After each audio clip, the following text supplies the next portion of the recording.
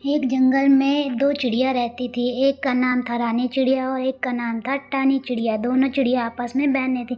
रानी चिड़िया से बड़ी थी और देखने में बहुत काली और बदसूरत थी, और वह टूनी चिड़िया देखने में बहुत सुंदर थी। टूनी चिड़िया को अपने सुंदर होने पर बहुत घमंड था। एक दिन टूनी चिड़िया रानी चिड़िया से कहती है, अरे रानू, तू तो देखने में कितनी काली और बदसूरत है। तुझसे शादी करेगा और जिस घर तू जाएगी उस घर का सत्यानाश कर देगी। काली का कम ही कहेगी। तने के बाद सुनने के बाद रानी चिड़िया कहती है, कोई बात नहीं तुमनी बहन, तुम बहुत सुंदर हो और मैं काली हूँ, मुझे काली होने पर कोई परेशानी नहीं है।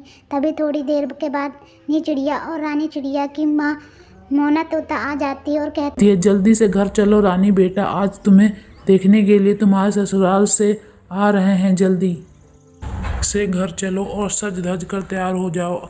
घर आ जाने के बाद रानी चिड़िया मन ही मन बहुत परेशान थी कि वह देखने में बहुत काली है, पता नहीं उसके ससुराल वाले उसे पसंद करेंगे। थोड़ी ही देर बाद रानी चिड़िया के ससुराल से उसे देखने के लिए बंटी कबूतर और कालू कौवा आता है।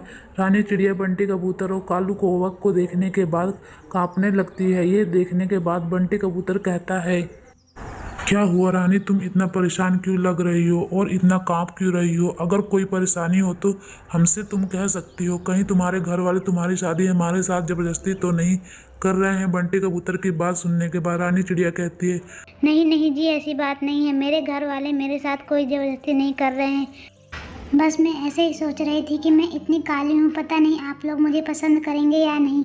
वैसे भी सभी लोग मुझे बहुत उल्टा सीधा कहते हैं और मुझे गाली भी देते हैं। रानी चिड़िया इतना कह रही थी कि तभी कालू कौवा कहता है, बंटी भैया, रानी तो बात ठीक ही कह रही है। रानी तो देखने में बहुत काली है। मैं तो आपसे पहले ही कहने वाला था कि यहाँ चलो, मुझे आपकी शादी के लिए रानी चिड़िया बिल्कुल भी अच्छी नहीं लग रही है।